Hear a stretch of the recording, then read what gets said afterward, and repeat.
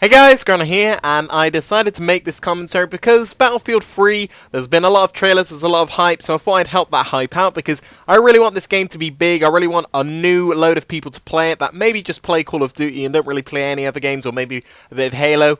But Battlefield is an amazing franchise. It's actually one of my favourite franchises, and I know right here, bam, that was a complete and utter fail. I got both of them, and then another guy finished me off. There was 4 guys in there in total. But yeah, you're wondering...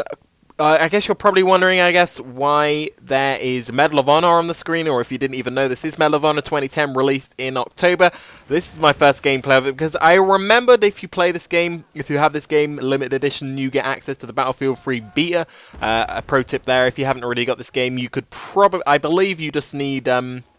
the disc itself to get onto the beta, so if you want to go and buy this like second hand or something, I would suggest doing that if you want access to the Battlefield beta, but I'm sure there'll be more ways to get on it. But the Battlefield 3 beta itself is probably going to be released in a few months. My prediction is kind of August, around that time, or even before that, who knows, because they do need to release it a few months before the actual release date to get, the changes in. The whole point of a beta, for those who don't know, is actually testing different things. Beta is the cycle in which a program or a game, is more what we're looking at here, is in its testing cycle, and the developers can then tweak different things, overpowered guns, stuff like that. But this game... Medal of Honor is made by... the campaign is made by different developers. I don't know who, but I'm watching this bit here. This is epic. They get pretty badly demolished here. I believe I mop up about 7 or 8 guys in total.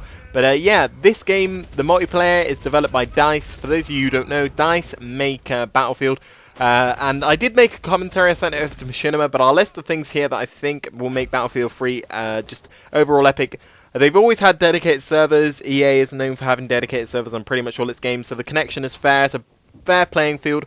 Vehicles, they're going to add planes back in, because in Battlefield itself, because bear in mind, Battlefield Bad Company isn't exactly Battlefield. It's the same, sort of guns, the same kind of feel to it, but it does have a strong difference. Hardcore fans will tell you that.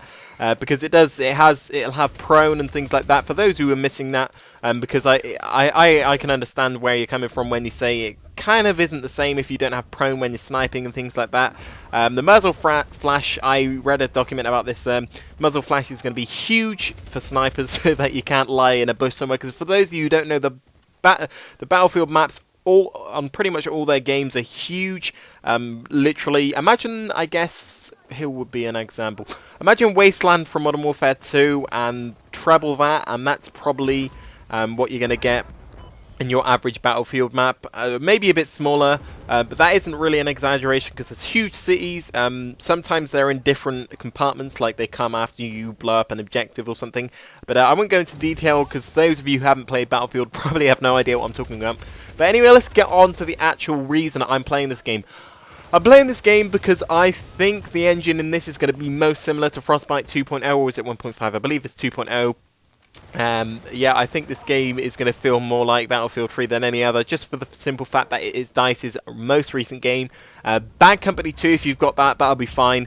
But I would really recommend getting used to it because when they announce the beta, or when they announce the release date itself, I would recommend, if you want to get straight into the game and feel more fluid, more fluent in the way you play the game, you move around the maps, the way you shoot, I would definitely start playing a Battlefield game, or a DICE game, in fact, way before the game itself comes out, because then you're going to have the upper hand on your enemy, and it's going to be... I do think it's going to be pretty bad slaughter when the game comes out. Not like Call of Duty, because...